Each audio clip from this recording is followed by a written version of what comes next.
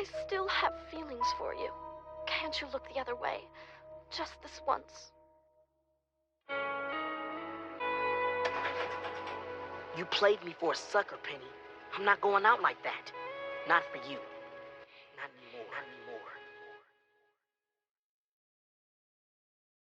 Okay, so I'll be the first to admit that when it comes to my dating history, I've been played maybe 1 to 2 times in my life. Okay, 3 to 4, just don't tell nobody. So this all started back in middle school, and when I was attending, I just so happened to catch feelings for this girl we're going to call Sam. Now, Sam was semi-popular, okay? She was bad, yet good, all at the same time. But what I failed to mention was that she was a huge manipulator. Now, to give you a little bit more context, I was new to the whole dating scene, and of course during that time, I didn't have the sauce. I wasn't no Young Don the Sauce God. To be honest, I was kind of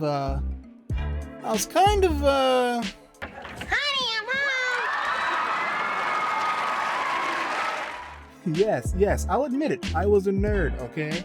Look, I was trying to get my education. Cut me some slack, aight? Now, to get back to the story, when I attempted to ask her out, I usually got shot down every single time. He needs some milk!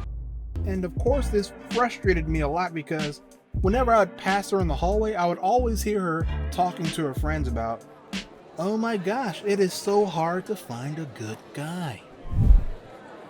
I mean, are all of the good guys taken?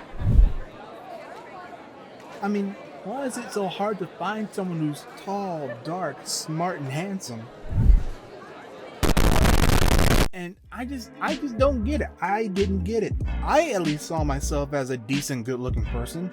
Heck, I wasn't even failing in my classes. I was in the top 20% of the student body. Nor did I curse or sag or anything along those lines. I just couldn't understand why I didn't fit that bill. But that was until she gave me a chance. So I was out in the hallway talking to my friends when out of the blue she just randomly came by and asked me, "So hey, would you still like to go out with me?"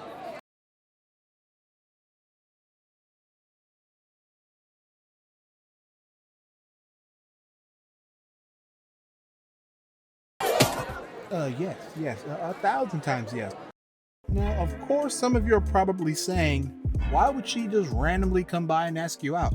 And you're right to think that because that should have been my first warning sign that something was wrong.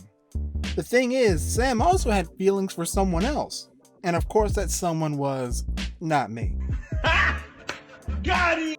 But she actually had feelings for someone else we're going to call Chris. Now, Chris was very popular. He was kind of like the jock of the school. And he didn't have feelings for Sam, nor did he even know about it. Yet. Now, as I'm sure some of you can probably see how all of this is starting to tie together. And if not, don't worry, I will explain it to you here in a second. So, to break it all down, Sam didn't really care for me, but she had feelings for Chris. So, she concocted a plan to date me in order to make Chris jealous. And then once Chris became jealous, she would then in turn date him and kick me to the curb. And of course, during her whole scheme, I was completely oblivious to the whole situation.